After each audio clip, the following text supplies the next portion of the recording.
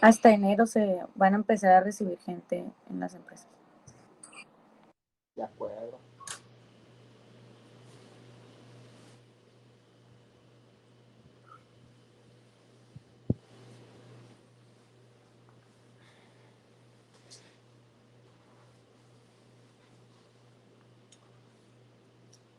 Daniela, buenas tardes. Buenas tardes, profe. ¿Qué información privilegiada nos tienes tú? Pues no vamos a volver hasta enero. Cruda Ana María, realidad. buenas tardes, bienvenida. Sí, así de plano, sencilla y llanamente. Pues sí, porque siguen diciendo que a ver, pero pues no se organizan para nada, entonces, que Sí, como como nadie está organizando nada, pues no se cree que vayamos a volver.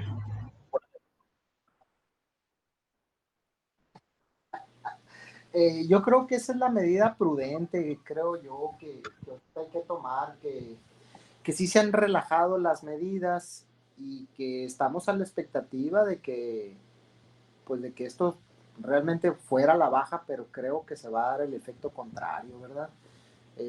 Sí, los antros, muchos lugares ya están abriendo y, y es bien, bien común que empiecen a subir los contagios. Entonces, como universidad creo que es prudente, ¿verdad? El Itson ya desde por allá a finales de julio ya había dicho todo el semestre es virtual así bajo esta plataforma. Entonces, algo evaluaron, algo calcularon ahí y dijeron preferimos que todo el semestre sea virtual. En la universidad, pues aquí en la ULSA no se vio de esa manera, no se consideró, pero parece ser que también para allá vamos, que continuemos de esa forma y que a pesar de que los contagios van a la baja, pues no sabemos qué vaya a pasar. Hugo Andrés, buenas tardes, bienvenido. Buenas tardes, profe. Navarro. Buenas tardes, profe. Bienvenida, Carmen María.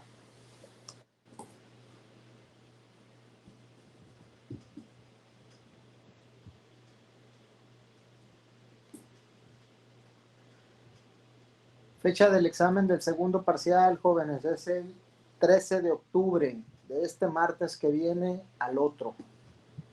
¿Sí? Bajo condiciones normales, yo hubiera pedido un avance del proyecto real. ¿Sí? Esa era la intención ya en el segundo parcial, que lo que hemos cubierto hasta el momento en cuanto a las diferentes fases de la metodología, las herramientas, pues ya nos dejáramos de un caso ficticio y que lo aplicáramos al caso real, pero pues ahorita no, como no hay manera para hacer eso, pues voy a rediseñar ahí la forma de evaluar el segundo parcial, ¿verdad? Entonces, ahí les haré conocer cómo lo voy a evaluar. El día de hoy y el martes de la siguiente semana, espero yo con eso ya cubrir los temas de la parte de gestión de proyectos. ¿Qué seguiría? Bueno, vamos a empezar a usar Project, jóvenes. Necesito que lo instalen. Josué, buenas tardes, bienvenido. Que se consigan una licencia, ¿sí? Que les den acceso al servidor y que del servidor de la universidad lo instalen. Me ha tocado de muchas formas. Hay gente que consigue pirata, hay gente que hasta ha comprado el crack, lo instala, lo craquea y lo usa. Yo solamente lo voy a utilizar para fines de la clase. Entonces pues no voy a decir cómo lo consigan, lo que quiero es que lo consigan y que lo hagan de manera individual, que cada uno de ustedes en su laptop o en su PC lo instalen, ¿sí? Aquí sí voy a buscar pues que se haga individual las prácticas, ¿verdad? No tanto por equipo, porque lo que me interesa es que todos aprendan, que todos practiquen, que dominen la herramienta de software, eh, que realmente creo que les va a servir mucho, mucho en en el futuro. Que ya pueda ir ahí en el currículum, oye, tienes nociones de MS Project, lo dominas, pues al menos que pongan a cierto nivel básico, un poquito intermedio, que lo puedan poner ahí en su currículum. Entonces esa es la intención, que ustedes lo practiquen de manera individual. No pediría prácticas en equipo, ¿verdad? Pero ya hay que moverse, jóvenes, porque pasando el segundo parcial, pues ya empezamos, ¿sí? 1:06, faltan pocos. Ya se conectó Luis Alfonso Gastelum, Brenda González, César Jicobamea, Roberto Sánchez y Luis Ernesto Velarde. Me extraña, Luis Ernesto todavía no se ha conectado.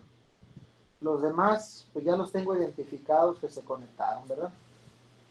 Bueno, vamos empezando un poquito aquí compartiendo pantalla con la plataforma de la clase, ¿sí? Y eso me va a permitir darles un poquito de tiempo a los que faltan de que se conecten.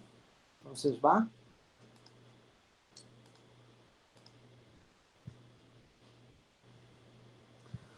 Ok, aquí está la clase, ¿sí? ¿Qué vimos la sesión anterior? Vimos la parte de documentación y análisis de riesgos. De hecho, dejé una asignación en equipo, ¿sí? Pero había que hacer 3 paquetes de trabajo, ¿verdad? Entonces, la mayoría de los equipos lo entregó, faltan ahí unos 2 o 3 equipos por hacerme llegar la tarea que les hice. También hablamos sobre cómo dejar constancia o una memoria acerca de los cambios que van ocurriendo en la vida de un proyecto, ¿no? A medida que el proyecto se está ejecutando, pues pueden surgir modificaciones, ¿verdad? Aquí la idea es poder tener un procedimiento de cómo controlar esos cambios, esas modificaciones al proyecto una vez que ya arrancó. Entonces tenemos ahí un procedimiento, una solicitud de cambio, etcétera, ¿no? Vimos otro ejemplo de paquete de trabajo, otra forma ahí distinta al anexo C, ¿sí? Pero al final de cuentas la idea es documentar las actividades de más bajo nivel, ¿sí? De tal manera que esa información pues conteste todas las preguntas que nos interesan. Y finalmente, en la clase anterior alcancé a cubrir un método que se llama análisis de riesgos, pero el método del impacto esperado, donde básicamente la metodología para hacer un análisis de riesgos ha sido de una manera muy ágil, muy sencilla, pues consiste en reunir al equipo, hacer una lluvia de ideas de los posibles riesgos que se pueden presentar en el proyecto, ¿verdad? Y una vez identificados los riesgos, pues 2 criterios: evaluar la severidad de ese riesgo y evaluar la probabilidad de ocurrencia. Combinados esos 2 criterios, la severidad del riesgo y la probabilidad de ocurrencia, se saca un ponderado, ¿verdad? Entonces, a mayor severidad y a mayor probabilidad de que ocurra ese riesgo, pues empieza a ir hacia el lado de los prioritarios, ¿no? Lo que hay que atacar o considerar un plan alterno, un plan de contingencia, ¿verdad? Ese fue el método del impacto esperado, un ejercicio muy sencillo, ¿no? De hacer análisis de riesgos. Y el día de hoy voy a entrar a ver AMEF. AMEF es un tema que estoy tomando prestado de las herramientas de mejora continua que se utilizan en Lean, que se utilizan en Six Sigma. Creo yo que es muy, muy importante, al menos aquí, que ustedes lo veamos, ustedes lo vean junto conmigo. Hay un formato para cómo ejemplificar lo que es el AMEF. Y yo me imagino que en alguna otra materia van a ver este tipo de herramientas, ¿verdad? ¿Qué me va a faltar? Pasando la clase del día de hoy, me queda ver control y seguimiento, ¿sí? Aquí vamos a ver métodos numéricos para el saber qué está pasando en cuanto al avance del proyecto, y ahí vamos a ver pues varios ejercicios, ¿sí? Vamos a ver la parte de control de avances en cuanto a los reportes que deben de presentarse y que se deben de calendarizar actividades a lo largo del proyecto en donde se reporten los avances de las actividades, las minutas de reunión, muy importante, y finalmente el cierre de un proyecto una vez terminado. Con eso yo ya termino la parte de la metodología. En las siguientes semanas, pues está considerado aquí una primera práctica en MS Project y luego una segunda, ¿verdad? Voy un poco retrasado en cuanto a cómo se iban a cubrir las semanas, pero el orden ha sido lineal en el que yo he ido cubriendo los materiales. Semana 10, que inicia un lunes 12 de octubre, ahí está programada la fecha del segundo parcial, ¿ok? Entonces, el día de hoy cubro a MEF y un comentario nada más, jóvenes. Aquí, esta liga que dice sesión de videoconferencia, la voy a cambiar, ¿sí? ¿Por qué? La voy a cambiar ahí y obviamente les voy a hacer llegar un correo nuevo. Voy a hacer una nueva calendarización, voy a poner una nueva fecha de las sesiones de Meet y a partir de ahí no va a cambiar. ¿Por qué? Porque el día 1 de octubre las sesiones de Meet van a durar 1 hora para las cuentas de Gmail gratuitas. Estos links a la clase yo los creé con mi cuenta de Gmail personal, que es una cuenta gratuita. Entonces, ya no la vamos a seguir usando, vamos a empezar a usar unas nuevas que les voy a mandar para no restringirnos a 1 hora de clase, ¿verdad? Y eso lo voy a hacer, las voy a crear con mi cuenta de La Salle Noroeste, ¿sí? Esa cuenta de Gmail de La Salle Noroeste pertenece a una suite que se adquirió por parte de la universidad y al estar ahí, pues no tengo restricción en los tiempos, ¿no? Así tengo entendido. Y esa es la razón por la que voy a cambiar el link a la videoconferencia. Pero de otra manera yo me hubiera quedado con este link para todo el semestre, ¿verdad? No hubiera habido necesidad de cambiar. Creo que es una gran ventaja contar con una liga única para la clase, para todo el semestre, pero pues esta fue la razón, ¿no? A partir del día 1 de octubre, Meet restringe a cuentas gratuitas de Gmail a solamente sesiones de 1 hora. Están siguiendo el mismo esquema de Zoom, ¿verdad? Zoom gratuito es de 40 minutos. Bueno, empezamos clases. Si no se ha conectado nadie más, ¿sí? ¿Alguien más que haya llegado? No, no he visto. Repito, Luis Alfonso Gastelum, Brenda Alicia González, mira, Maestro, Brenda me comentó que iba a llegar un poquito tarde, pero sí, sí va a entrar. César Jicobamea, ¿no? Y Roberto Sánchez y Luis Ernesto Velarde. No están, ¿verdad? Ok. Bueno, miren. Sí, Luis, ya te consideré. Muy bien, bienvenido, buenas tardes. Miren, antes de entrar a ver el tema de AMER, como ya les he venido platicando en algunas reuniones, en algunas sesiones previas, a partir del 2015 la ISO 9001 sufrió un cambio y se orientó primordialmente a identificación de riesgos, a la gestión de los riesgos. Eso obligó del 2015 a la fecha a que todas las normas que tocan base con la 9001 sufrieran un cambio. Oye, la 19011, que es la norma para las auditorías internas, en el 2018 se actualizó, ¿sí? Y ahora contempla que dentro de tu programa de auditorías hagas el ejercicio de identificación de riesgos y oportunidades al programa de auditorías. Entonces, cualquier empresa que está certificada con ISO 9001 tiene que tener un programa de auditoría implantado que esté acorde con la 19011, que es la norma propia de las auditorías internas. De ahí otras normas, otra de la que yo conozco es la 17025, que aplica laboratorios de ensayo y de calibración. En el 2017 sufrió los cambios la 17025, ¿verdad? Entonces se adecuó. Y esa no es tanto para certificaciones, es una norma para para demostrar la competencia técnica de un laboratorio, ¿no? De ensayo o de calibración. Esa es la norma que les aplica a la mayoría de los laboratorios, la 17025. Y así una serie de normas se tuvieron que actualizar por ese cambio que sufrió. Ahora, ¿en qué está basado la gestión de riesgos? Hay una norma que es la 31000, ¿sí? No recuerdo si está oficializada como una norma, pero es el documento de referencia, ¿no? Forzosamente nos tenemos que dirigir a la 31000 porque ahí habla acerca de la gestión de riesgos, ¿sí? Hay otra que se llama la 31010, ¿sí? Ahí habla sobre las herramientas y técnicas que se pueden utilizar y hay un sinfín de herramientas que se pueden utilizar para hacer análisis de riesgos, ¿sí?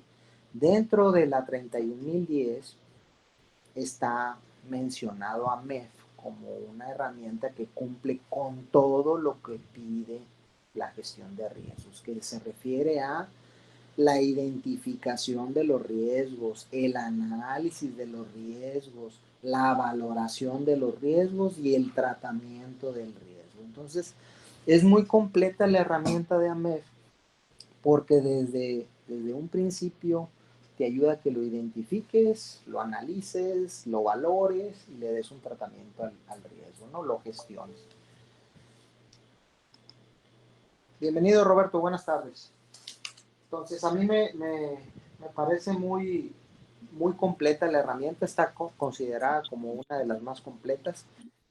Ahora es muy versátil porque se puede usar para riesgos en procesos, que este es el enfoque que yo le quiero dar aquí. Oye, pero estamos viendo proyectos, no estamos viendo procesos. Al final de cuentas son un conjunto de actividades interrelacionadas, que los proyectos son de naturaleza única y los procesos no, pero al final de cuentas queremos identificar riesgos en las actividades de un proceso o de un proyecto. Pero les digo, la versatilidad de AMEF es tan amplia que también se puede aplicar AMEF a equipos, ¿sí? A productos. Y así es como nació AMEF. AMEF nació primeramente para hacer análisis de fallas en productos. En la industria automotriz empezó a exigir por parte de las armadoras que todos sus proveedores que les vendían un producto tenía que venir acompañado de una AMEF, un documento en donde se habían analizado todas las posibles fallas en los componentes del producto, ¿verdad? Y así se empezó a extender el uso de AMEF a otras disciplinas, a otras áreas. Particularmente, a mí es un tema que me interesa mucho, que me gusta mucho y que por eso quise incluirlo. Me imagino que están llevando algo relacionado con manufactura, con Lean Manufacturing, manufactura esbelta, ¿es así? Y Ok, estamos llevando me imagino que ahí van a llevar a MEF también, ¿verdad? Pero quizás el maestro se los ve con otro sabor, en otro color, ¿verdad? Y vale la pena pues que hayan conocido enfoques distintos, ¿verdad? De dos profesores. Pero aquí lo importante es que lo puedan conocer y aplicar, ¿verdad? Bueno, dicho esto, entramos en tema. Comparto pantalla. El material ahí lo tienen en la plataforma, ¿de acuerdo?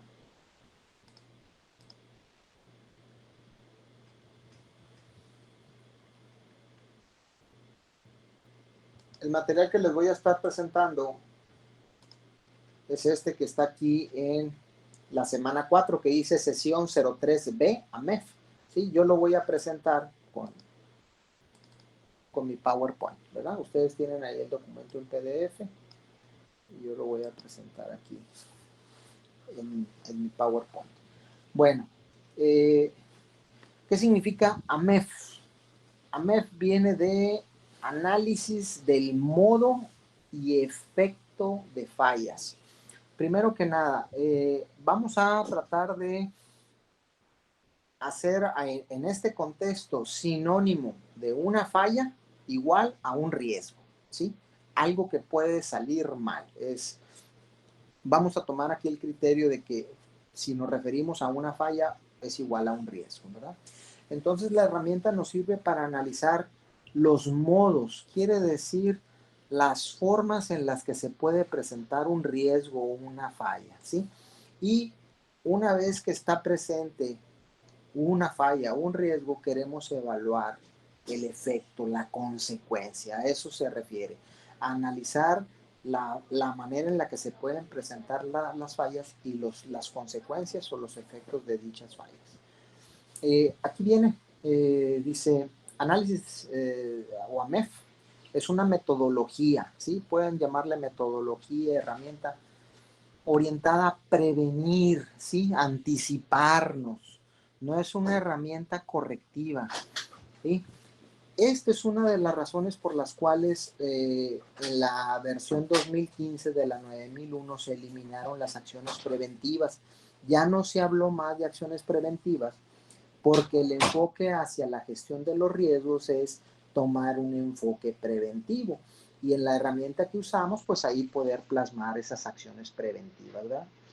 Eh, por cuestiones históricas, por cuestiones de familiaridad con los procedimientos y los formatos, muchas empresas siguen manteniendo su procedimiento de acciones preventivas, ¿sí? Y a la hora de que se hace un análisis de riesgos y van a implementar alguna acción, pues ligan a una acción, ¿verdad? Le abren un folio a un formato de acción preventiva y es la manera en la que ligan la herramienta de análisis de riesgos con las acciones preventivas. Más que nada es la forma en la que se ha venido trabajando, ¿verdad? Dice, AMEF está enfocado a identificar fallas potenciales, ¿sí? Es anticiparnos, ¿sí? No ha ocurrido, pero puede suceder, ¿sí? Y como dice aquí, a un producto, ¿sí? O a un proceso, a ese conjunto de actividades que puede pasar a lo largo de esas actividades.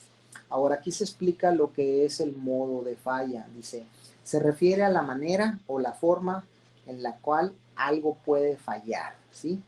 En la cual se puede presentar un riesgo en un proceso o un producto, ¿sí? Puede ser el proceso que ya existe y le vamos a hacer una MEF, o puede ser un producto que estemos diseñando, ¿verdad? Que esté en proceso de diseño y que podamos evaluar las formas en las que puede fallar. Entonces, el modo de falla se refiere a eso, a la manera en la que algo puede salir mal. Efecto. Dice, el análisis de los efectos se refiere al estudio de las consecuencias, ¿sí? La consecuencia. El efecto es, entonces, el impacto que va a tener, ¿sí? Pudiéramos hablar de la severidad o la gravedad con la que te va a impactar en caso de que eso suceda. Entonces, sí se parece mucho al análisis del impacto esperado porque analiza los riesgos y el impacto, pero vamos a ver que va un poco más allá de la MEF. Ahorita lo vemos a continuación. ¿Cuándo utilizar? Aquí hay muchas de las razones por las cuales utilizar, ¿verdad? AMEF. Yo recomiendo, al menos, si tú nunca has hecho una vez, hacer el ejercicio del análisis del proceso cuando no tienes un primer análisis de riesgo, ¿verdad? ¿Cuándo utilizarlo? Cada vez que sufra un cambio tu proceso, tu proyecto, hay que volver a ir a revisar tu AMEF. Entonces, a lo que yo me refiero es que el AMEF es un documento viviente, ¿sí? No es estático, no es ya lo hice una vez y lo guardo y cada vez que venga un cliente nuevo y me pida, a ver, dame evidencia de que cómo identificaste, si le diste tratamiento a los riesgos, pues que lo saque de allá del cajón arrumbado, lleno de polvo y telarañas ese AMEF y que se lo presente. No, el AMEF se debe de mantener actualizado en la medida en que sufra cambios tu proceso. El introducir pasos, actividades, tanto en un proceso como en un proyecto, te va a obligar a que actualices el análisis de riesgos, ¿verdad? Y aquí vienen otra serie de situaciones de cuándo vale la pena aplicar AMEF, pero yo básicamente se los recomendaría pues cuando tengas un proceso cada X tiempo necesitas actualizarlo, ¿verdad? Eh, Aquí viene la explicación de los tipos de MEF que hay, ¿sí? El primero de ellos, el que está aquí arriba, se refiere a la MEF de productos, ¿sí? O a MEF de diseño se le llama. Y aquí lo que se analiza es los componentes de un producto, ensambles, funcionalidad, seguridad, elementos que se van a poder analizar en términos de qué manera puede fallar este componente. Y si este componente se puede descomponer en subcomponentes, hay que seguir el rastro de hacer el análisis a los subcomponentes de un producto, ¿no? Aquí me estoy refiriendo a algo tangible. Ahora, cuando empezamos a hablar de actividades, ¿verdad? Nos empezamos a meter en el mundo de los procesos. Y el AMEF también aplica para el análisis de procesos. Dice, evalúa los riesgos. Fíjense, ya cambió aquí la palabra, ya no es fallas, no estamos hablando de los riesgos en las etapas de un proceso o actividades. El objetivo es eliminar las fallas causadas por los procesos e identificar variables que se deben de controlar. Ahora, de ser posible, queremos llegar a eliminarlas, ¿sí?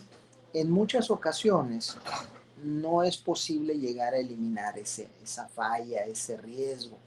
Lo tenemos que de alguna manera quizás atacar para mitigarlo y llevarlo a un control, a un nivel de impacto que sea soportable o que sea de alguna manera aceptable, el que, ok, en dado caso de que pase, me va a impactar lo mínimo, ¿verdad?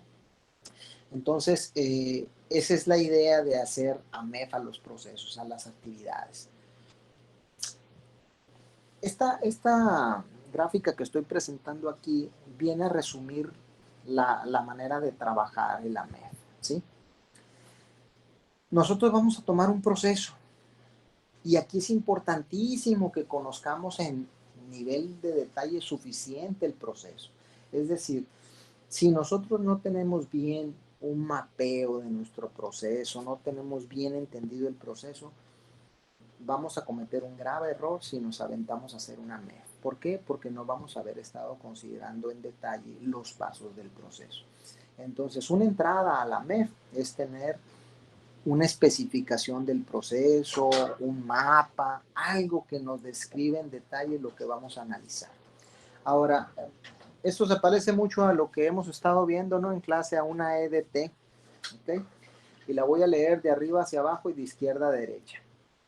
Entonces, lo primero que vamos a hacer es que una vez que tenemos el proceso, nos vamos a ir paso por paso del proceso.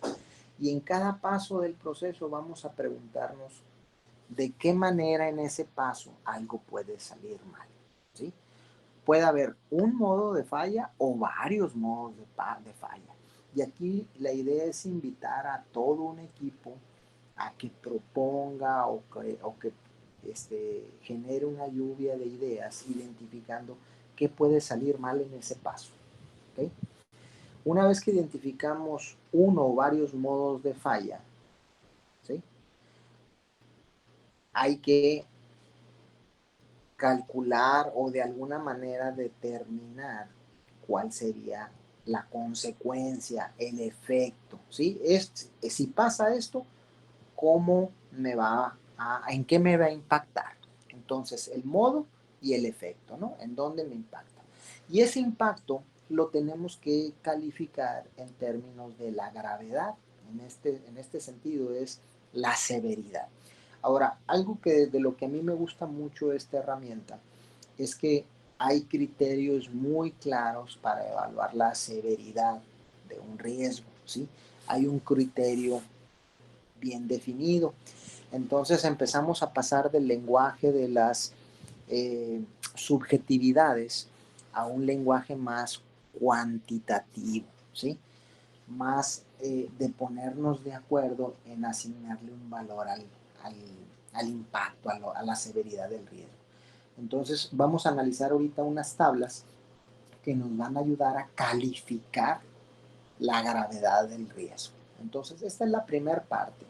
Vamos a ir viendo paso a paso las formas en las que algo puede salir mal, la consecuencia que trae y poderlo evaluar en términos de su gravedad, ¿verdad? Entonces vamos por esa rama. Ahora, una vez que ya tenemos identificados esos riesgos, es importantísimo hacer el análisis de causas. Entonces el AMEF nos lleva a hacer uso de otras herramientas como el diagrama de Ishikawa o el diagrama causa-efecto, poder determinar el por qué o cuál es la razón por la que eso puede suceder. Entonces nos obliga a investigar la causa raíz de este modo de falla, ¿ok? El por qué ocurre.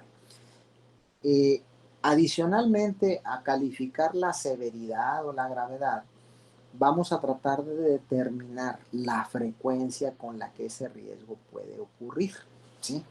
Y nuevamente, así como hay un criterio para calificar la severidad, vamos a tener una tabla para calificar la ocurrencia o la probabilidad de que algo suceda, ¿ok?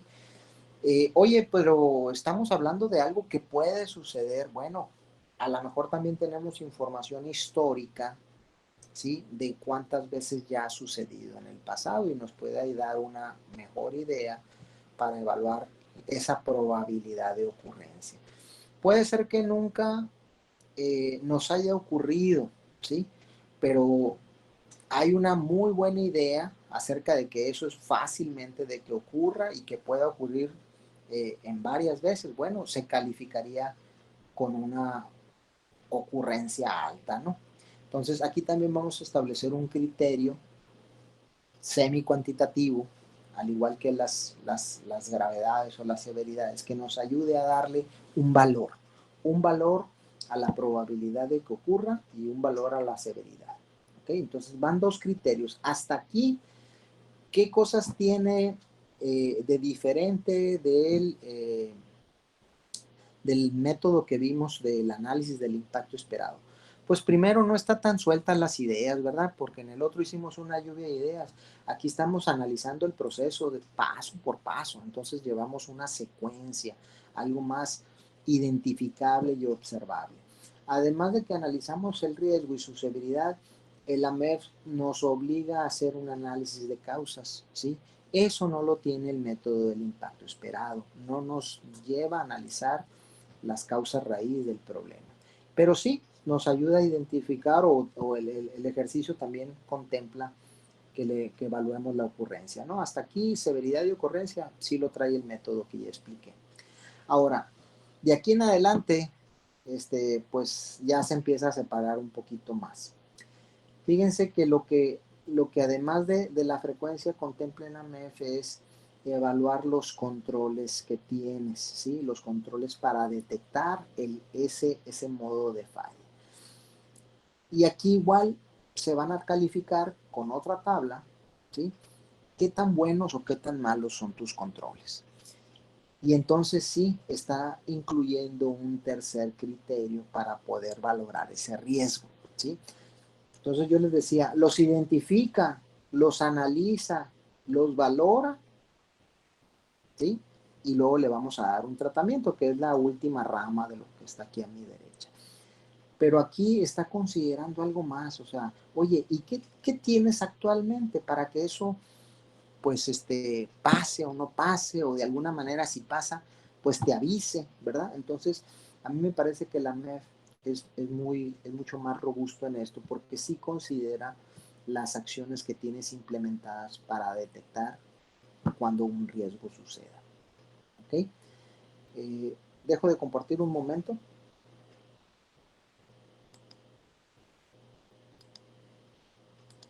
Hasta aquí, ¿cómo vamos, jóvenes? ¿Está claro? ¿Sí? 3 elementos: severidad, ocurrencia y la detectabilidad. Ahora yo les diría, de esos 3 elementos que va a tomar en cuenta la MEF, realmente donde tenemos posibilidad de actuar es en los controles, en la detectabilidad. El riesgo tiene naturaleza propia, tiene vida propia. ¿Qué quiere decir con esto? El riesgo siempre va a estar ahí, ¿sí? Y el riesgo va a ocurrir, así como cuando aparece un huracán, ¿verdad? Yo no, yo no puedo hacer que eso pase o no pase. Es independiente, ¿no? La existencia de un riesgo. Van a estar ahí siempre presentes. La, la severidad con la que impacte ese riesgo y la probabilidad con la que se pueda generar, igual yo humanamente no puedo controlar eso. ¿En dónde tengo manera de actuar? En atacar la parte de los controles. En la medida en que yo actúe más sobre los controles que tengo en mi proceso, voy a poder de alguna manera a lo mejor mitigar, ¿verdad? A lo mejor bajarle a la frecuencia o a la severidad. Pero finalmente es donde yo sí puedo actuar, en implementar controles. Ahora déjenme, me adelanto un poquito y aquí también quiero lanzar una aseveración polémica. Finalmente, cuando estamos hablando de empresas que tienen implantados sistemas de gestión de la calidad, que tenemos procesos claramente establecidos, documentados y que hacemos las cosas en base a procesos, en base a un enfoque por procesos. Cada vez que ocurre un problema, ¿sí? Podemos llamar un riesgo o una no conformidad, finalmente la causa raíz va a venir a caer en dos posibilidades. La primera de ellas es que no estaba considerado, no estaba documentado en tu procedimiento eso y por eso pasó. La otra causa raíz es que la persona no realizó la actividad. Sí lo dice el procedimiento, pero la persona no lo hizo. No lo hizo porque no lo hizo porque no quiso, no lo hizo porque no sabe, no lo hizo porque pues no se le dio una buena capacitación. Habría que investigar el por qué no lo hizo. Pero finalmente las causas raíz de cuando algo sale mal es porque tu proceso no contemplaba eso y hay que hacer algo para que lo contemple, que se haga. Y la otra es pues el error humano, ¿no? Y ahí pues habría que trabajar en si lo vamos a motivar, lo vamos a capacitar, lo vamos a entrenar, o ya definitivamente la gente, esa persona no quiere hacer las cosas como lo marcan los procedimientos, ¿verdad? Es gente que no acepta el cambio, que no está dispuesta a hacer las cosas como dijimos que las íbamos a hacer. Son las únicas dos posibilidades, jóvenes. ¿Alguien tiene otra idea? Adelante, se vale.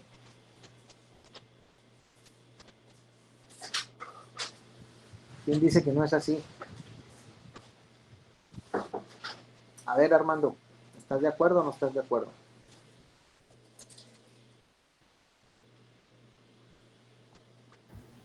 Sí, profe. ¿De acuerdo? Que son las únicas dos causas raíz.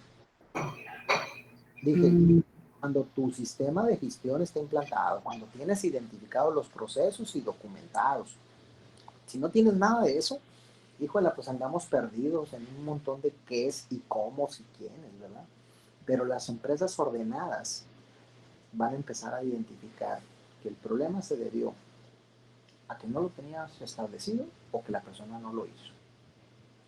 Armando dice que sí. A mí me gustaría que alguien diga que no y por qué. En muchas ocasiones lo he lanzado, ¿verdad? Pero al final de cuentas, pues venimos a caer en que por ahí vienen nada más los problemas, por esos dos caminos. ¿Qué opinas, Hugo? Hugo Andrés. ¿No te me dormiste, Hugo? A ver, actívanos la cámara.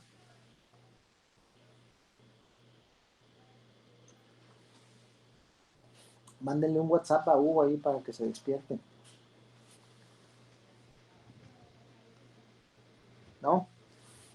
Bueno, ahí díganle que le pregunté, ¿no?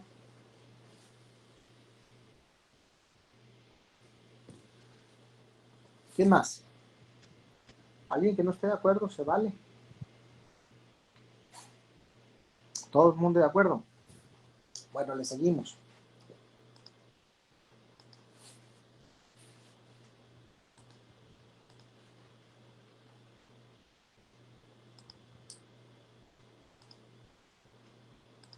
Entonces les decía que hasta ahorita el AMEF nos ha llevado a identificar la severidad, la probabilidad de ocurrencia y calificar nuestros controles. Estos tres elementos combinados nos van a ayudar a valorar ese riesgo. Vamos a suponer que tenemos una escala de 1 a 10 para estos tres elementos, ¿no? Severidad de 1 a 10, la ocurrencia de 1 a 10 y controles de 1 a 10, ¿sí? Fíjense cómo se da la situación. Vamos a calificar baja severidad con un 1 y alta severidad con un 10, ¿sí? La ocurrencia la vamos a calificar con un 1 si es muy poco probable que eso ocurra y con un 10 que eso pudiera ocurrir, ¿no? Que sería muy probable. Y los controles calificados también en una escala de 1 a 10, pero fíjense la forma en la que los vamos a evaluar. Si tu control es muy, muy bueno, le damos un 1. Si tu control es muy malo, le daríamos un 10. Ahora vamos a ver las posibles combinaciones de esto. Imagínense alta severidad, un 10. Alta probabilidad de que ocurra, un 10. Y tu control es muy malo, un 10.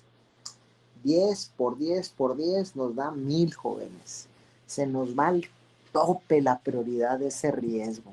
¿Por qué? Porque tiene una alta posibilidad de que te cause mucho impacto, mucho daño, alta probabilidad de que suceda y una calificación muy mala en cuanto a tu control, que pudiera ser no tengo un control de cuando pasa, no hay nada que me ayude a mitigarlo, ni a detenerlo, ni a identificarlo. Sucede cada vez que quiere pasar, ¿verdad? Entonces, eso nos pone en una prioridad muy alta, un riesgo, ¿sí? Porque se están conjugando tres elementos importantísimos. Ahora, vamos a suponer que tuviera 10 en severidad, 10 en ocurrencia, pero tuviéramos un control bastante bueno. Vamos a decir que tan bueno que tiene un 1, ¿sí? Que antes de que suceda te avisa, ¿ok? Entonces, fíjense, si el control es muy bueno, le di una calificación baja. ¿Por qué? Porque a la hora de considerar una alta severidad y una alta ocurrencia, que sería 10 por 10, 100, al multiplicarlo por el control, por un 1, se queda en 100.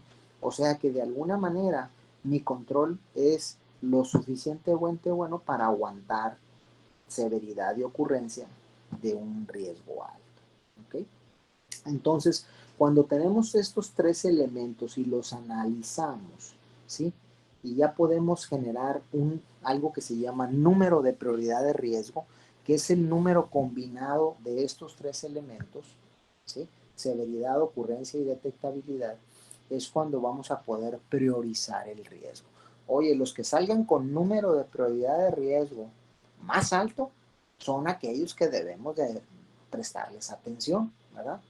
Y ahí podemos tener una serie de valores que nos van a poder ayudar a decir, estos son los que hay que ir a atacar primeramente, los más altos. Entonces, esta combinación de los tres elementos nos establece lo que está en la tercera rama, ¿sí? Las prioridades. ¿Por dónde empiezo? Por atacar los que tienen un número de prioridad más alto. Y a esos les tengo que definir acciones, ¿sí? Implementar ciertas acciones de mejora o acciones preventivas encaminadas a que ataquen ese riesgo, ¿verdad? Con alta prioridad. Ahora, entonces aquí me estoy anticipando que algo suceda, ¿sí? Empiezo a implementar acciones de mejora o acciones preventivas, las implemento y el AMEF me obliga a que una vez que yo implemente esas acciones, a que vuelva a revalorar, ¿sí? Que evalúe esas acciones en términos otra vez de estos tres elementos. Oye, estas acciones ahora ya implementadas, ¿cómo calificas la severidad, la ocurrencia y el control? Y en esta etapa de los resultados volvemos a obtener un número de prioridad de riesgo. La idea es que el número de prioridad de riesgo que habíamos calculado antes de las acciones, ¿sí? Pues sea un número que sea mayor y que después de haber implementado esas acciones lo hayamos bajado el número de prioridad. Oye, que quedó muy alto todavía, bueno, pues sale un ciclo de mejora, vuelve a implementar otras acciones para poder bajar la prioridad de ese riesgo. O ya llegó a un punto de prioridad de riesgo en donde esto es aceptable. ¿Sabes qué? Está dentro de lo que yo estoy dispuesto a aceptar como riesgo. Pero otra vez, con un criterio numérico valuado.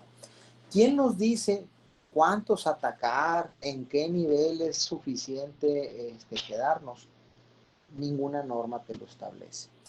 Hay una versión nueva de la MEF en donde hace una combinación de estos tres elementos sin importar necesariamente el número y te dice, esto salió con una prioridad alta, atácalo, ¿sí? Te recomienda que lo ataques.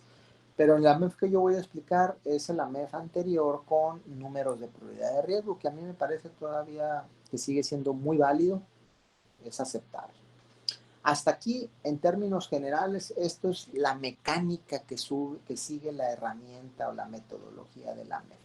Lo voy a ir viendo por partes y voy a explicarlo con un ejemplo, ¿verdad? Entonces, otra de las grandes ventajas es que contamos con un formato, ¿sí? Estandarizado, que lo podemos estandarizar y que nos puede ayudar a que siempre hagamos el AMEF de una misma manera.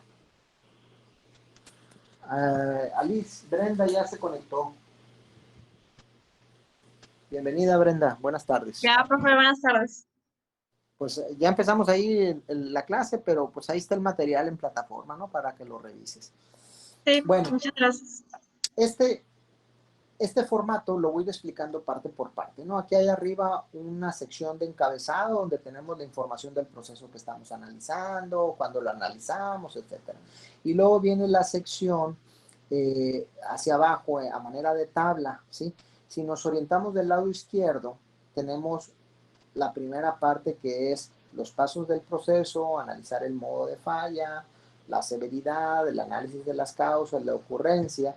Y aquí donde estoy moviendo el cursor, pues está la detectabilidad y hay algo que se llama RPN. Eso es lo que les decía ahorita, el número de prioridad de riesgo, ¿sí? Entonces, más o menos si dividiéramos esta tabla a la mitad, ¿sí? De manera vertical, la parte que queda del lado izquierdo es primeramente lo que deberíamos de hacer, ¿verdad? Todo paso a paso, renglón por renglón, los modos de falla, severidad, ocurrencia y detectabilidad, para obtener en esta columna que se llama RPN. Eso viene del inglés, viene de Risk Priority Number, ¿sí? O NPR, número de prioridad de riesgo, como ustedes gusten, RPN o NPR. Esta columna es la que nos va a indicar en dónde quedaron los números más altos y poder empezar a decir, ah, mira, este que quedó como el mayor de todos. Entonces sí, me muevo hacia el lado derecho de la tabla y empiezo a recomendar algunas acciones para esto. Aquí es donde yo les decía, en lugar de que tú plantees aquí las acciones, haz referencia a un folio de una acción correctiva que abriste. A mí me parece una manera muy, muy elegante, muy robusta de hacerlo, porque tu procedimiento de acciones correctivas y tu formato de acciones correctivas, pues no se resumen en un renglón, ¿sí? Hay una lluvia de ideas, de actividades, de responsables, de fechas para implantarlo. Y luego hay una evaluación también de la eficacia de esas acciones para que quede cerrada la acción. Entonces, aquí pudiéramos usar las mismas acciones, tu procedimiento de acciones preventivas y su formato para hacer referencia a ello, pero la idea es que implementaran las acciones, que se iba a obtener, quién es el responsable, para cuándo, ¿verdad? Y nuevamente aquí en el extremo derecho viene calificar nuevamente una vez implementadas esas acciones en cuanto a la severidad, la ocurrencia y la detectabilidad para obtener un nuevo RPN. La idea es que este NPR, ya combinado, tomando en cuenta estos tres elementos, sea un NPR menor que el que teníamos antes, ¿sí? Y es ahí donde estamos demostrando que estamos en el camino de la mejora continua, ¿ok? Y les digo, quizás la severidad y la ocurrencia ahí estén, lo que teníamos anteriormente siga siendo igual, sigue igual de severo el riesgo, tiene la misma probabilidad de ocurrencia, pero las acciones que yo implementé son para mejorar los controles que tengo yo en mi proceso. La implementación de esos controles me va a ayudar a irle bajando a un número en la detectabilidad que ya combinado con los otros dos elementos me baje la prioridad del riesgo, ¿verdad? Oye, cambió el proceso, hay un nuevo paso, o se quitó un paso, pues tengo que venir a actualizar este documento porque ya no estoy hablando del mismo proceso, ya cambió el proceso. Entonces, esto se tiene que venir a actualizar en la medida que hagamos cambios a los procesos, ¿verdad? Aquí viene lo del RPN, dice multiplicación de 1 por 2 por 3, ¿sí?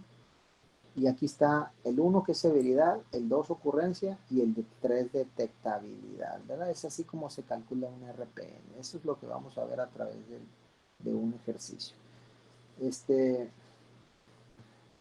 Profe, ¿eso se expresa en porcentaje o de 1 a 10? Ese es un número. El RPN va de 1 a 1000. Hay algunos que utilizan el 0, ¿sí? Que pues entonces el RPN va de 0 a 1000, ¿sí? El máximo número que tú puedes tener sería 1000, pero tú puedes cambiar la escala, ¿eh? No está restringido a que así debe ser. Oye, yo quiero usar una escala de 1 a 100 en cada una de ellas. Ah, pues adelante, ¿verdad?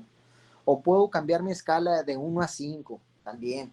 O el riesgo lo quiero evaluar de 1 a 5, pero la ocurrencia de 1 a 100 y la detectabilidad de 1, 2 y 3. Igual, eso es también parte de la belleza de la herramienta, que te permite de alguna manera que la configures, ¿sí? A tus necesidades. Y hay algo todavía más interesante acerca de la herramienta, es que tú puedes combinar criterios cuantitativos y cualitativos. Por ejemplo, oye, cómo la evalúas esa severidad? ¿Baja, media o alta? No, pues vamos a darle severidad media. Ok. Eso es un valor cualitativo, ¿sí? Entonces podemos darle un peso, pero al final de cuentas, si queremos obtener un RPN, eso lo tenemos que transformar un número. Entonces, ¿sabes qué? Una severidad media va de 4 a 7. Ok. Media, bueno, pues entonces elige un 5 o un 6. No, pues es severidad media alta. Ah, pues ponle un 7. Es severidad media baja. Ah, pues ponle un 4. ¿Me explico? A pesar de que podamos tener 3 secciones generales, baja, media y alta, dentro de cada categoría podemos elegir un rango numérico y de ahí tomar ese valor porque es lo que realmente tomamos en cuenta para el cálculo del RPM. ¿Se entiende eso, jóvenes? Ahorita que veamos la tabla les va a quedar más claro. Pero todo es configurable, les digo, lo que más se utiliza son escalas de 1 a 10 y el máximo número a obtener en un RPN sería un 1000. ¿Ok? Bueno, entonces me regreso al PowerPoint.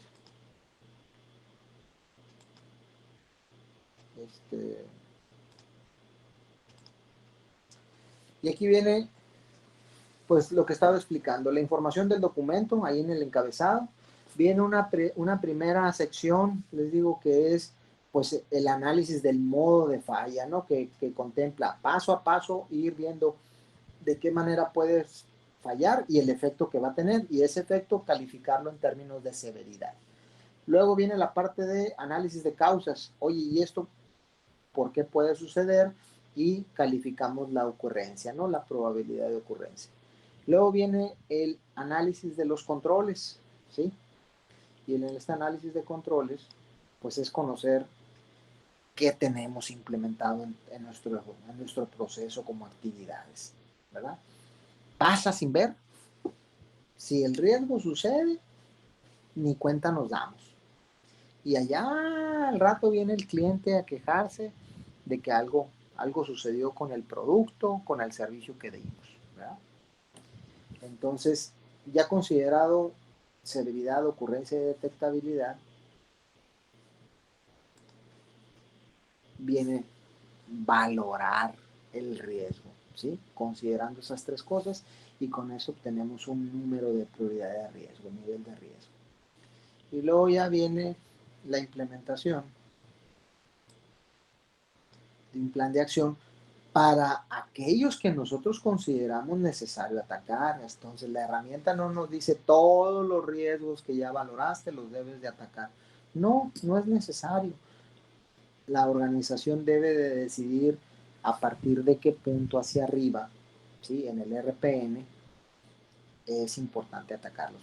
Puedes fijar un criterio, ¿no? Decir, yo en mi procedimiento de análisis de riesgo yo tengo definido que todo RPN de 100 en adelante, de alguna manera le tengo que implementar una acción preventiva o de mejora, ¿sí? Todo RPN que sea de 100 para abajo, o sea, de 99 hacia abajo, asumo el riesgo. No le hago nada. ¿Por qué? Porque para mí esa valoración, el RPN tiene un 10%, un 9.9 de daño, ¿no? O de prioridad. Prefiero no distraerme con esos riesgos, ¿verdad? Y dejar que ahí esté. Entonces viene tu plan de acción, implementarlas y nuevamente esas acciones ya implementadas, valorar en términos de severidad, ocurrencia y detección y para calcular un nuevo RPN. Entonces, esto es algo que también me gusta mucho de la herramienta, que te ayude a que seas ordenado, sistemático, ¿sí? Que no te sueltes a hacer un análisis de riesgos eh, así al aventón. Hay un procedimiento para hacerlos, hay una forma estandarizada de que siempre lo vamos a hacer de la misma manera. Entonces aquí vamos haciendo la mejora de nuestros procesos, porque a medida que vayamos identificando nuevos riesgos, pues los vamos analizando, los valoramos, implementamos acciones y vamos haciendo mucho más robustos nuestros procedimientos. En la medida, o al menos eso es lo que intentamos en un enfoque por procesos, que en la medida en que los procesos se ejecuten como debe de ser, el resultado se sabe con anticipación. El resultado es conocido. ¿Por qué? Porque las actividades están garantizadas de que siempre se van a ejecutar de la misma forma. Ojo con eso. Bueno, entonces, viéndolo todavía un poquito más en detalle esto, lo primero que tenemos que ir viendo es, ya tenemos un mapa, un diagrama, una especificación del proceso y vamos a ir viendo paso por paso del proceso. Entonces, lo primero es evaluar, preguntar, oye, ¿cuál es el paso, la función que se lleva a cabo? No, pues esta. ¿Qué puede salir mal? Es hacernos la pregunta acerca del modo potencial de fallo. Que no funcione, ¿sí? Que funcione a medias, que a veces sí, a veces no, que funcione diferente a lo que se esperaba. ¿Ok? Luego, ¿qué sigue? ¿Cuáles son los efectos? Bueno, en caso de que esto salga mal, ¿cuál es el efecto? ¿Cuál es la consecuencia? No, pues va a pasar esto, ok. Cada vez que esto salga, que aparezca, nos trae esta consecuencia y la idea es que eso que nos trajo como consecuencia lo midamos en términos de severidad y aquí la pregunta a contestar, ¿y eso qué tan malo es? ¿Sí? Y le vamos a dar un peso. Luego, es muy importante hacer el análisis de las causas de por qué eso salió mal, eso que pudo salir mal o que podría salir mal, ¿cuál es la causa? ¿Cuál es la razón? ¿Sí? Porque mientras no ataquemos las causas raíz, todo eso nos va a seguir apareciendo. Entonces aquí la herramienta nos ayuda a entender muy bien el porqué de las cosas salen mal. Una vez identificando las causas raíz, ¿sí? Vamos a tener una alta probabilidad de proponer acá acciones correctivas o preventivas más bien, ¿verdad? Entonces, aquí nos podemos apoyar de un Ichikawa, un 5 porqués, otras herramientas que no están aquí, ¿verdad?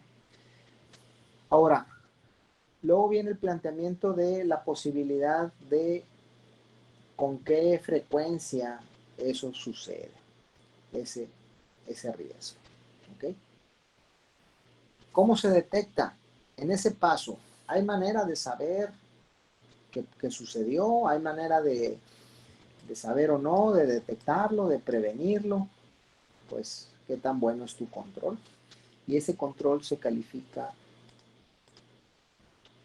en detectabilidad en cuanto a qué tan bueno es, ¿verdad? Entonces aquí tenemos en estos óvalos la severidad, la ocurrencia y la detectabilidad. Estos tres elementos ya valorados nos van a llevar a detectar un número, o sea, a construir un número de prioridad de riesgo para luego pues plantear acciones a implementar.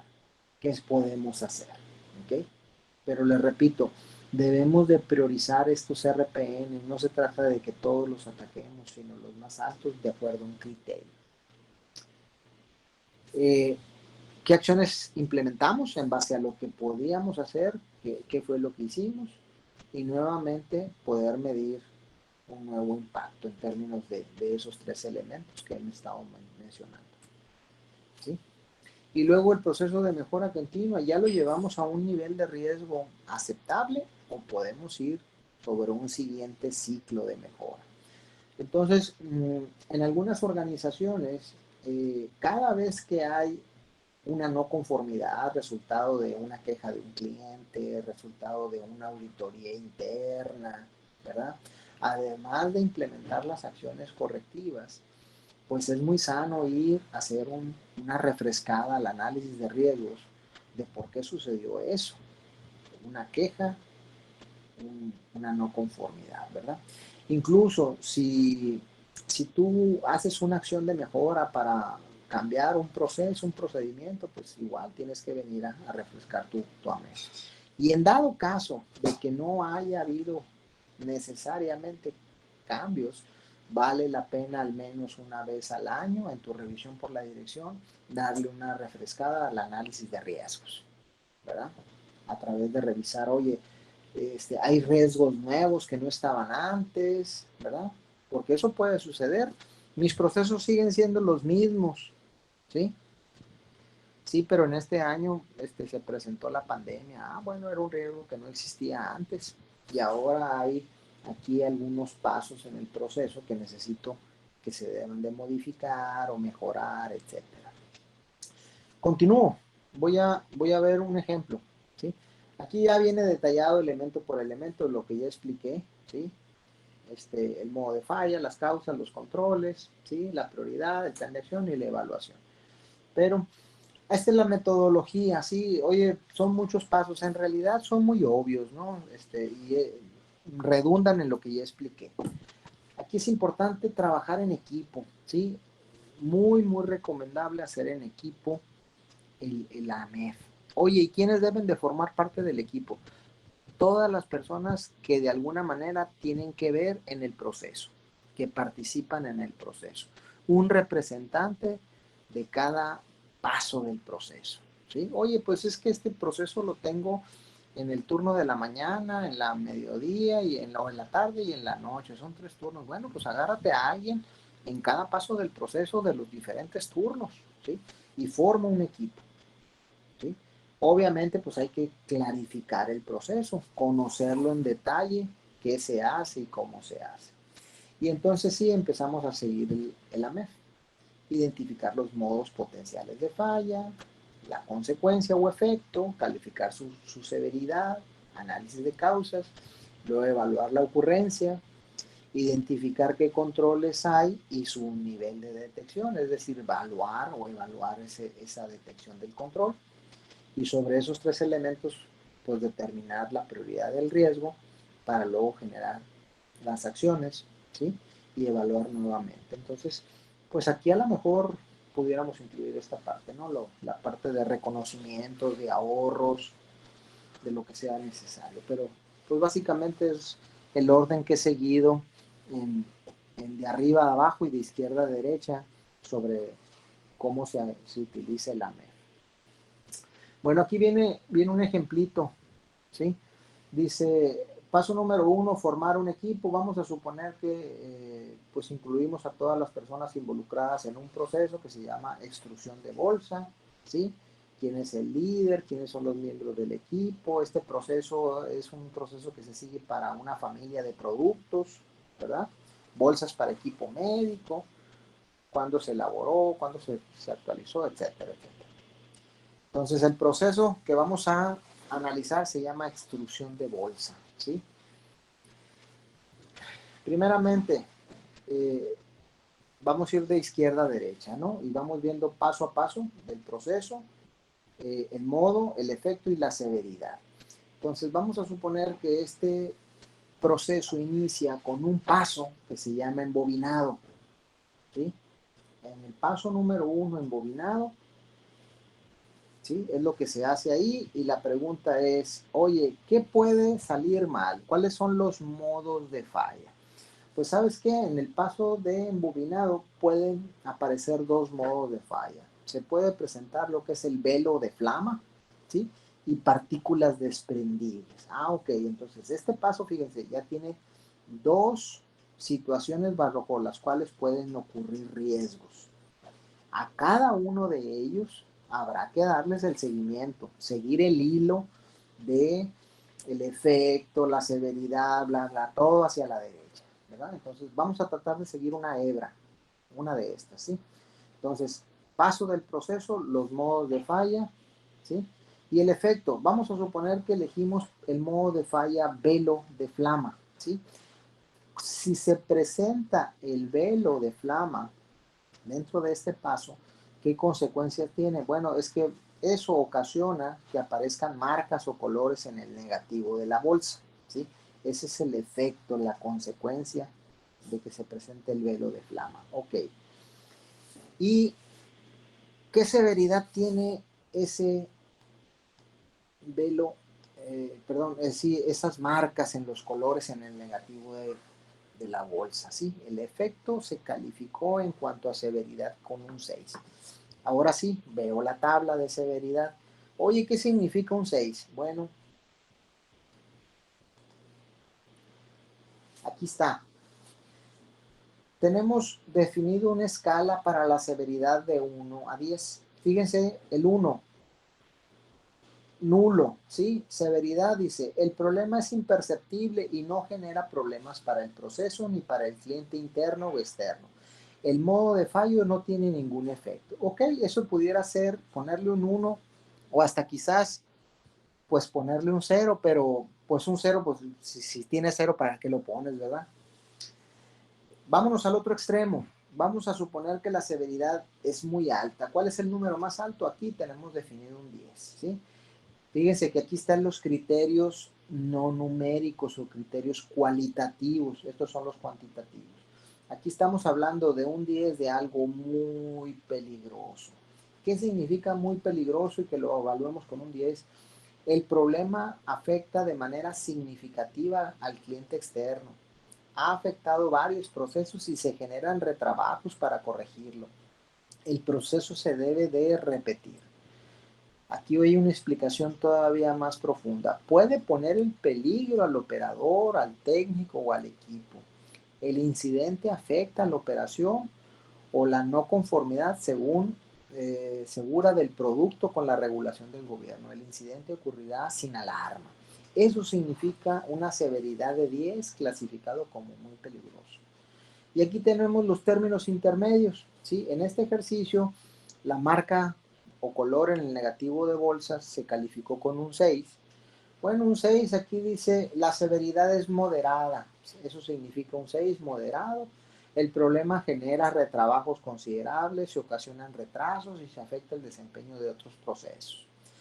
Hay un tiempo muerto entre 1 y 4 horas de producción de piezas defectuosas, entre 1 y 2 horas. Entonces, aquí ya podemos establecer alguna medida en términos de retrasos en tiempos, en términos de evaluar ese desperdicio, ¿sí? Entonces la idea es que nosotros esta tablita de severidad la configuremos a nuestras necesidades. Oye, yo no me quiero manejar en tan amplio número, yo quiero manejar bajo, medio y alto. Ah, entonces esta columna tú vas a tener 3 divisiones. Del 1 al 3 va abajo, del 4 al 7 va medio y del 8 al 10 va alto. Entonces, en lugar de tener tanta clasificación aquí, tengo 3. Y quizá primeramente al equipo le pregunte, dime en términos de severidades, bajo, medio y alto. No, pues es medio. Y les decía yo, bueno, estamos en el medio, pero medio, medio, medio bajo o medio alto, y ahí poder identificar un número que le podamos dar para calificar la severidad. Dejo de compartir aquí un momento. ¿Quién había preguntado ahorita lo de la evaluación? Bueno, Yo voy a decir el porcentaje último. ok. ¿Te fijas que Sí, ya quedó claro. perfecto? ¿Te fijas que es lo suficientemente fácil de entender, de operacionalizar, como para que nosotros lo pudiéramos adaptar a nuestras necesidades? No, es un ejemplo, es una referencia, ¿sí? Nosotros podemos clasificar el riesgo de otra manera, pero la idea es darle un peso. A mí me ha tocado ver a MEF en donde la tabla de severidad está en 1 de 1 a 5, donde 5 es el valor máximo, ¿sí? Y 1 es el valor mínimo. Y sobre eso están los criterios. En muchas ocasiones se hace para facilitar el que el equipo le dé un valor a la severidad. ¿Ok? Continúo, jóvenes. Vamos bien, ¿verdad? No ha habido más preguntas. En cualquier momento me pueden hacer la pregunta. Ok. Entonces, ya calificamos la severidad. Este ejemplito que traía un 6 en severidad, ya sabemos qué significa, ¿sí? Luego, aquí tengo otra propuesta, ¿no? Baja, media y alta. De 1 a 3 es baja, de 4 a 7 es media y de 8 a 10 es alta. Igual los mismos criterios, júntalos más, pero dices tú, oye, es media, sí, pero media más sesgado hacia arriba o más sesgado hacia abajo o medio medio. Entonces aquí podemos elegir un conjunto de valores para poderlo ubicar mejor, ¿verdad? Y como les digo, a veces que la gente primero dice, no, mira, vamos primero definiendo, estar de acuerdo todos en que eso es alto, o medio, o bajo, y luego ya que dijimos, sí, sí es alto, bueno, en alto le ponemos un 8, un 9, un 10. No, pues tírale más a un 8. Ah, ok. Es alta pero baja. ¿Okay? Ese es otro criterio, por eso les incluí esta tabla. Viene el análisis de causas, ¿sí? Y para luego determinar, conocer un poquito más acerca de cuál es la probabilidad de que eso suceda. Dice, para cada falla potencial se deben de encontrar las causas potenciales, ¿sí?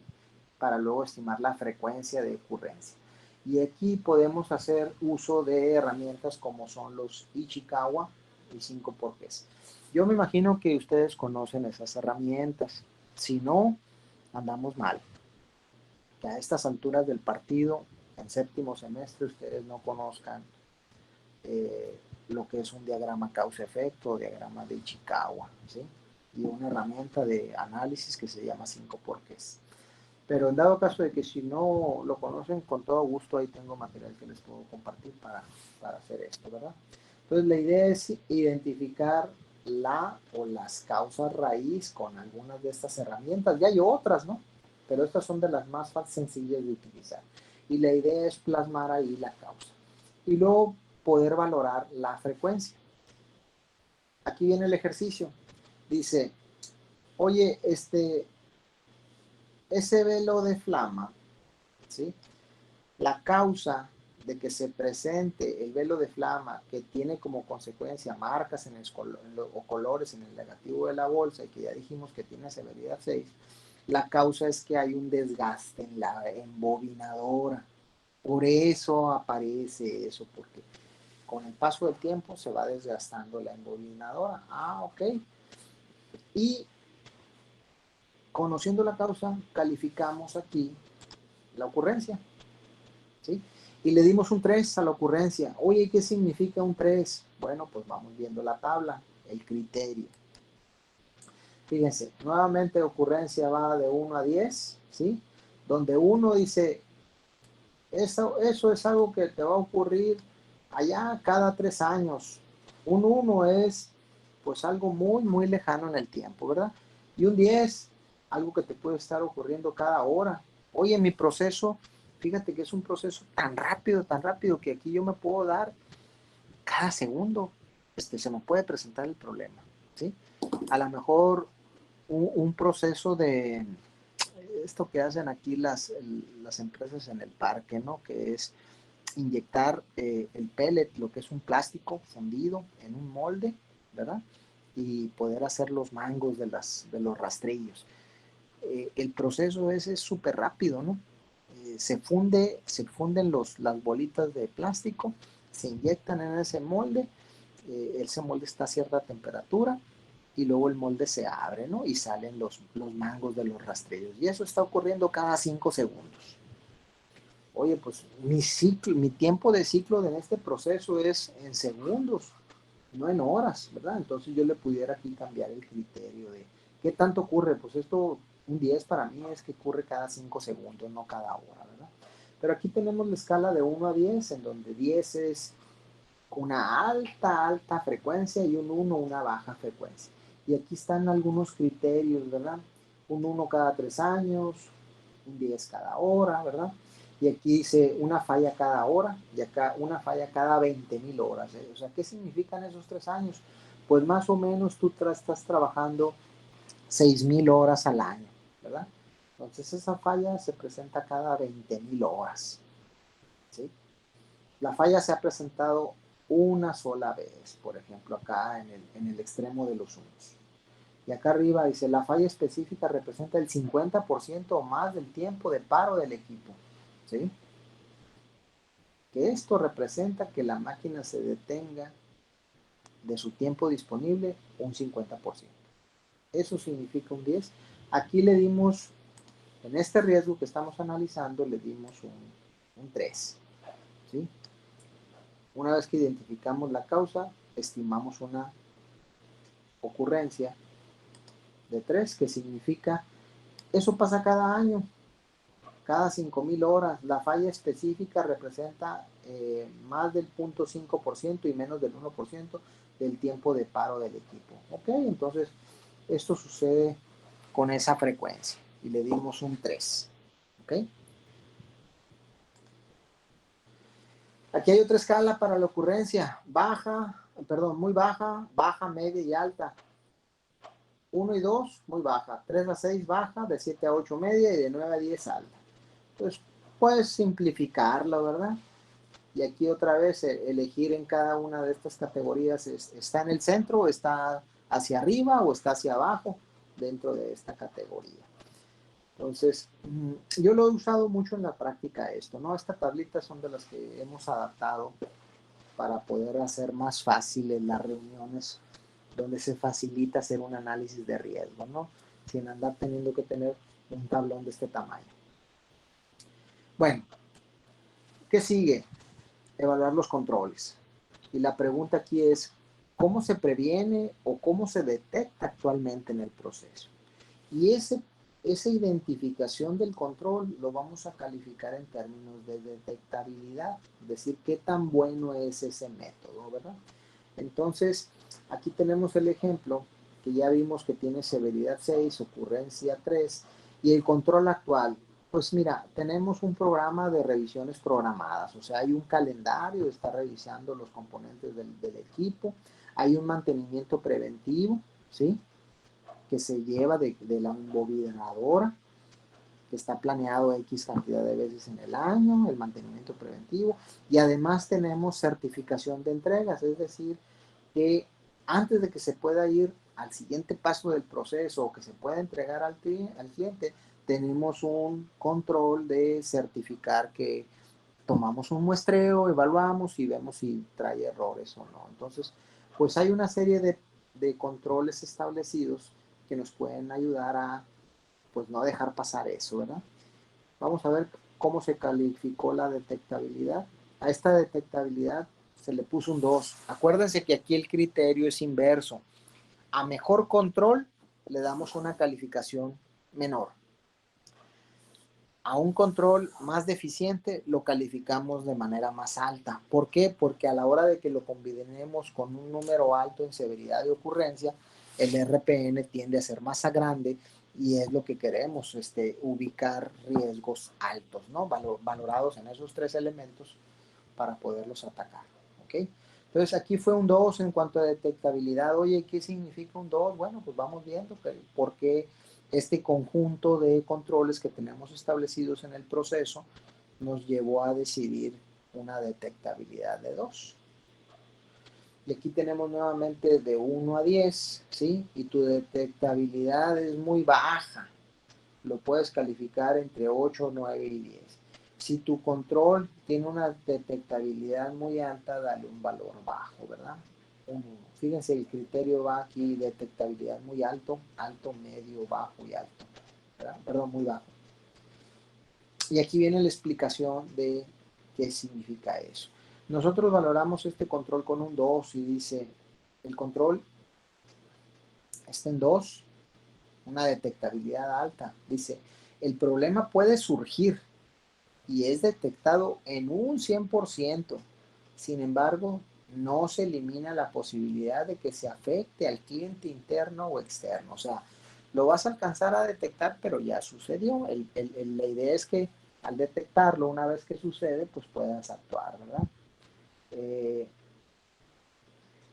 Yo creo que cuando tú tienes implementado aquí, por ejemplo, un mantenimiento preventivo, podemos empezarnos a salir de esas cosas que de repente representan excusas en la organización. Oye, es que ¿cómo quieres que tome en cuenta que la pieza se descomponga?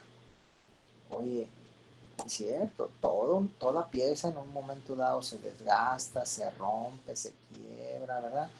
Tienen, pues una vida útil. Pero si tú estás haciendo mantenimiento preventivo, ¿sí?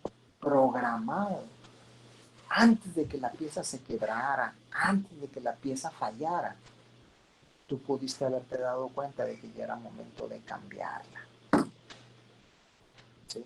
Entonces nos empezamos a acercar en ese enfoque de decir, no puedo hacer nada, no, esas cosas siempre van a estar ahí presentes y van a suceder y no podemos. No, pues implementa eso. ¿Y qué significa al final de cuentas esto? Pues que tienes que documentar un procedimiento que no tenías. No, es que no le dábamos mantenimiento más que al año. No, es que nunca le dimos mantenimiento. Pues cómo no. Así la pieza tronó, ¿verdad? Hasta aquí. ¿Vamos bien, jóvenes? Carlos Sí, Andrés, maestro. Ana Margarita. Aquí ando, profe. Ok. Aquí igual, maestro. Vamos bien, entonces. De acuerdo. Regreso a la presentación. Esta es la detectabilidad, jóvenes. Voy en la diapositiva 30 de 40, me quedan 10, entonces muy probablemente salgamos a las 2:40. Muy bueno, ¿verdad? Eso es detectabilidad. Ahora viene pues una propuesta alterna, ¿no? A cómo evaluar la detectabilidad. La detectabilidad es alta, media o baja y en este rango de valores y lo que puede significar. Entonces podemos tener una escala, una tabla alterna. Viene el cálculo de la prioridad del riesgo, ¿sí? Ya calculamos severidad, ocurrencia y detectabilidad. Y el NPR surge entonces de esa multiplicación. Alta severidad, alta ocurrencia y una detectabilidad muy mala, calificada con un número alto, un 10. Esta multiplicación de 10 por 10 por 10 nos va a llevar a un máximo de un RPN de 1000. Si tenemos escalas de 1 a 10 en las 3 tablas, ¿sí? Y entonces sí decimos, a ver, todo RPN en una escala de 1 a 1000, pues ¿qué representa un 100? Ah, pues representa un 10%. No, hombre, por los RPN de un 10% yo no me voy a mortificar, ¿sí? Hay otra manera de cómo decidir cuáles riesgos atacar en función del RPN. Sí, una es por decreto, ¿verdad? Yo decido de aquí para arriba y se acabó. Pero no sé si ustedes conozcan una herramienta también de la calidad que se llama Pareto. ¿Alguien sabe lo que es un Pareto? 80-20. La ley del 80-20. Tú puedes sumar la columna de todos los RPN, ¿sí? Todos los números los sumas. Ese es el total del RPN. Y luego dices, el primero que calculé, ¿qué porcentaje representa del final? El segundo, ¿qué porcentaje representa del final? Y así cada uno de ellos expresados en cuanto a su peso, ¿verdad? Y luego esos pesos los ordeno de mayor a menor. Primero el que más contribuye, luego el que menos. Y luego en el Pareto lo que hago es ir considerando el acumulado de los pesos. Es decir, este primero del total de los riesgos representa un 20%, ¿sí? Y luego vienen otros dos que también son un 20%. Ya en esos 3 RPN estoy acumulado, llevando un 60%. Si yo me enfoco en esos 3, me voy a quitar el 60% de las broncas.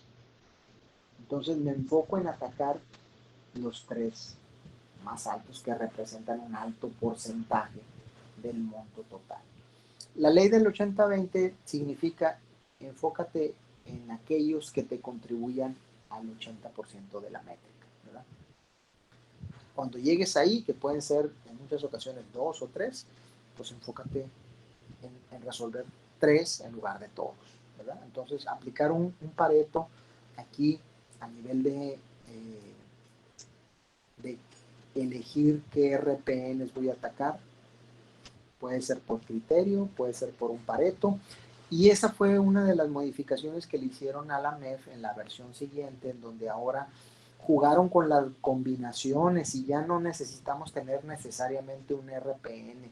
Dijeron, severidad alta, frecuencia alta, riesgo, detectabilidad baja, prioridad de acción alta. Punto. Ubícate en la columna que dice prioridad de acción alta y ataca a eso, ¿sí?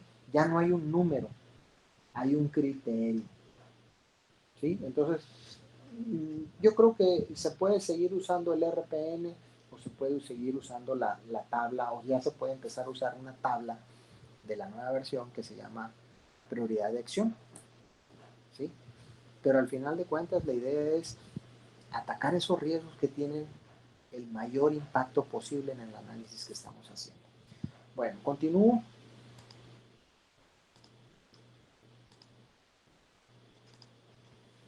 Ahí está el RPN y ya sabemos de dónde surge. Estos, pues hay que decidir cuáles vamos a atacar. Aquí la pregunta es, ¿qué riesgo ataco? Pues los más altos, ¿verdad? Y aquí viene cómo se calcula este NPR, ¿no? Severidad por ocurrencia, por detectabilidad, 9 por 5, 45 por 10, 450. Y así cada uno de estos. Aquí el que me está quedando más alto, pues yo atacaría primeramente este, ¿verdad? Y luego este otro, en ese orden. Oye, ¿por qué no le seguiste con este? Bueno, es que este está dentro de los criterios que yo estoy dispuesto a aceptar de un número de prioridad de riesgo, ¿no? No estoy obligado a atacarlos todos. Realizar y ejecutar un plan de acción, ¿verdad? Aquí la idea es, una vez que obtuvimos esos NPR, atacar los que son altos, con acciones preventivas. Acuérdense que la MEF es identificar cosas que pueden suceder, que quizás ya nos pasaron, ya nos sucedieron en el pasado, pero si no las atacaste con una acción correctiva, pues algo hicimos mal, ¿no? Porque se nos sigue presentando. Entonces, la idea aquí es sobre prevención en los AMEF. Definir responsables y fecha de la implementación de esas acciones y darle seguimiento a los compromisos. Entonces, acciones recomendadas, oye, ¿qué podemos hacer? ¿Cómo podemos disminuir el riesgo? ¿Quién se encarga de esto? ¿Qué proyectito hacer? Y aquí es donde yo les decía, ¿sabes qué? Abre una acción preventiva. ¿Okay? Fecha de entrega. Acciones recomendadas, ahí lo que se puede hacer, ¿verdad? Para evaluar, etcétera. Y luego, evaluación de las actividades implementadas, de lo que dijimos que podíamos hacer, bueno, que realmente se llevó a cabo, que sí se pudo, que no se pudo, ¿verdad? y reconocer al equipo implementador. Aquí es pues llegar a poder recalcular una nueva o estimar una nueva severidad, ocurrencia y detectabilidad para un nuevo NPR. Si tu NPR te sale más alto que el RPN que habías obtenido anteriormente, algo hicimos mal. Pero vuelvo a retomar lo que ya les había dicho. El riesgo tiene naturaleza propia, tiene su severidad. Al riesgo no le vamos a poder bajar la severidad. No podemos actuar sobre ese riesgo ni sobre la probabilidad de que ocurra. Entonces, como les digo, estos como que son más del diablo, ¿no? Están más en manos de algo más. Pero donde yo sí puedo actuar humanamente es cómo mejorar los controles que tengo implementados en mi proceso. En ese paso, ¿qué hice? Implementé un Poka-yoke, implementé una medida de seguridad, implementé una actividad que no tenía antes, pero que eso va a evitar que se propague el problema, ¿verdad? Aquí lo voy a cachar. Y eso me ayuda a bajarle a la detectabilidad, o sea, mejorar mi detectabilidad para calificarlo con un número más bajo y obtener un RPN obviamente más bajo. Entonces aquí vienen los ejemplos, ¿verdad? De dónde surge, qué acciones se tomaron, recalcular esto y poderlo calificar. Ahí termino, jóvenes.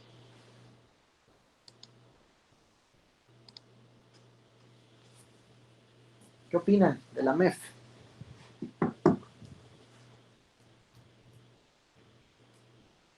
¿Aplica proyectos? Claro que sí. Ya tenemos un conjunto de actividades en una EDT y nos las podemos haber llevado a un Gantt, pues sigue las actividades. Ahora, una recomendación. Primero que nada, quiten la mentalidad de no se puede hacer nada. ¿Sí? No, es que eso va a ocurrir, nos va a pegar y no hay nada que hacer. No, con creatividad, con una mentalidad abierta a resolver problemas, realmente podemos atacar, como número uno. Como número dos, en mi experiencia práctica, inviten a la gente que es negativa, ¿sí? Hablando en el buen sentido de la palabra. Esa gente que siempre te está diciendo por qué las cosas no van a funcionar.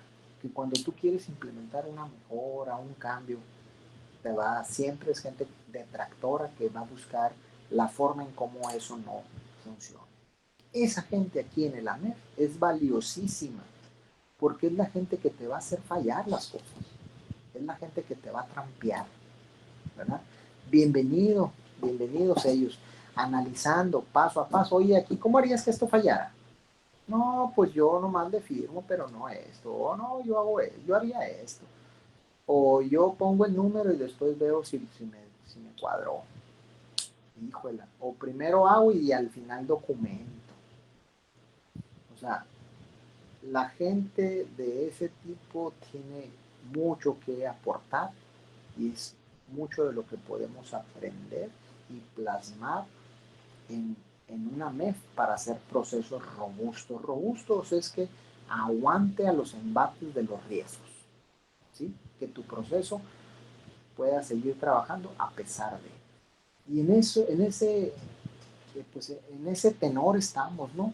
En la búsqueda siempre de cómo hacer las cosas. Ustedes como ingenieros industriales en calidad, eso es lo que buscamos. Abocarnos a los procesos para que se ejecuten siempre de una manera predecible, estandarizada, estable, que podamos garantizar una calidad, un costo, un tiempo de entrega de la misma manera y minimizar el cambio de la gente, ¿verdad? El que nos afecte lo menos posible las fuentes de variación en los procesos. Eso es lo que me interesaba exponer en la clase del día de hoy. Una MEF, una herramienta que a mí me interesa mucho que se lleven, no ahorita en el curso ni en la carrera, que se lo lleven para allá afuera como un ejemplo como una herramienta muy poderosa que les puede ayudar siempre a poder diagnosticar problemáticas en los procesos. Hacia allá oriéntense. ¿Algún comentario? ¿Qué pasó con Luis Ernesto? ¿Nunca se conectó? Hugo Andrés, ya terminamos. ¿Ya volviste?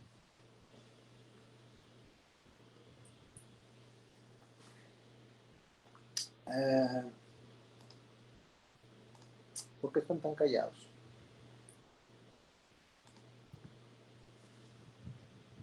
Alejandro, ¿tienes algún comentario? Pues, ¿sobre qué, profesor? ¿Qué me quedó o algo así o qué? Sobre el tema, ¿qué usos le ves? ¿Qué beneficios? Si te quedó alguna duda sobre la herramienta, cómo se utiliza. Pues no, duda diría que no. Pues, bueno, lo que más así que me quedé como pensando, ya que dijo que podíamos calificar como quisiéramos. Ajá. O sea, pero que dijo, pero aquí hasta lo anoté aquí. Adecuar a una escala distinta, ¿verdad? Ajá, eso. Ahí que no nos confundiríamos. O sea, no teníamos que hacer una sola para cada, digamos, evaluación. Sí, mira, acuérdate que debemos de partir de que tenemos que tener documentado el procedimiento, un procedimiento de análisis de riesgos. Eso es importantísimo en una organización. Ahora que te lo piden por norma, tú tienes que tener un procedimiento y en ese procedimiento establecer las bases. Esto se va a hacer con el AMEF y las tablas que se van a utilizar son esta y estas otras. Y cada vez que quieras hacer una MEF, me lo vas a documentar en este formato. Ah, ok. Entonces, toda persona que haga el AMEF va a tener que tener a la mano su procedimiento, ¿verdad? Y en el procedimiento se establecen en qué escala se califica la severidad, la ocurrencia, la detectabilidad para el ámbito de la organización, porque ya el procedimiento marca siempre cómo se debe de hacer, cómo se califican esas cosas en las tablas. Oye, me voy a otra empresa y en otra empresa dice, no, ¿sabes qué? Nosotros queremos tener un mayor margen de calificación, queremos tener una escala entre 1 y 10, entonces cambia la escala, documentala, establecela en tu procedimiento, ¿sí? A eso me refiero, que la puedes configurar de acuerdo a las necesidades de la organización y una vez que ya la formalizas, que la estableces, pues respétala, ¿no? De ahí en adelante síguela. Es bien difícil andar queriendo cambiar en un futuro las escalas, ¿sí? Pero lo que sí me ha tocado ver es, les digo, empresas que se manejan con escalas distintas. Oye, ¿por qué decidiste calificar severidad entre 1 y 5? Pues así se me ocurrió, así lo quise de hacer. Entonces, pues muy respetable, ¿no? Siempre y cuando lo haga siempre de esa manera, ¿verdad? Yo esto que les estoy mostrando, les digo, ustedes pudieran decir en un futuro, ¿sabes qué? Entré a chambear en una empresa en donde sí nos están solicitando que haya alguien encargado de facilitar los análisis de riesgos y tomé estas escalas para las tablas, las adecué, las modifiqué, adelante, no hay ningún problema, eso está muy bien. A eso me refería, Alejandro, cuando le digo, las puedes adaptar, pero ya que las adaptas, de ahí, pues mantenerlas, ¿no? No las estés cambiando a cada rato. Sí. Los demás jóvenes, utilidad, ¿ya lo vieron? ¿Ya lo habían visto? ¿O lo van a ver apenas? Sí, lo vimos Ya lo habíamos visto. Sí, ya lo habíamos el visto. semestre La MEF. pasado. El semestre pasado. Una clase con enfoque de... ¿A procesos o a productos? A procesos. Bueno, pues yo esperaría que si todavía había dudas de como ya lo habían visto el semestre pasado, pues con esto se les puedan aclarar más las dudas. En serio, se los digo de verdad. Es una herramienta muy poderosa. Existen otras, pero esta es una de las más completas que hay y cada vez esta se torna en el estándar en las organizaciones. Empresas a las que ustedes vayan a trabajar, que tengan pues un interés sobre alguna norma, AMEF va a ser la primera herramienta que está en la lista de las que se recomienda utilizar para la gestión de riesgos, ¿verdad? Y creo que es fácil de usar, ¿no? Requiere práctica, obviamente. Bueno, jóvenes, próximo martes termino con la parte de control y seguimiento de la metodología, como hemos venido viendo los temas. Va a haber ahí unos ejercicios todavía de cómo medir el avance de los proyectos, ¿verdad? Entonces, es numérico antes del examen, ¿no? Esa parte la veo el siguiente martes. Tarea. ¿Qué les he pedido? Les he pedido la EDT, les he pedido el GAD, les he pedido que me documenten un paquete de trabajo y adivinen qué sigue. Pues un análisis de riesgos. ¿Sí? Implementen el AMEF a su proyecto, por favor, jóvenes, el del ciclo de conferencias. ¿Sí? Ese me lo van a entregar el otro martes. Entonces, aquí la idea es que estemos practicando las herramientas a como vayamos avanzando, ¿no? Sobre este caso ficticio, sí, estoy totalmente de acuerdo y ahí sí acepto pues que no podemos hacer más que las herramientas se vean aterrizadas un poquito más en ejercicios. Déjenme pasar lista porque creo que algunos ya se me fueron, se me durmieron. La nueva modalidad de las pinteadas es pues que ya no te brincabas la barda de la universidad o te ibas, sino que ahora la nueva modalidad es que estás en micrófono y en cámara desactivado, ¿no? Ahí está la pinteada. Rocío Esmeralda, Adrián, a ver, ¿dónde estás? Aquí, maestro. Ok, y Tengo la cámara? cámara apagada porque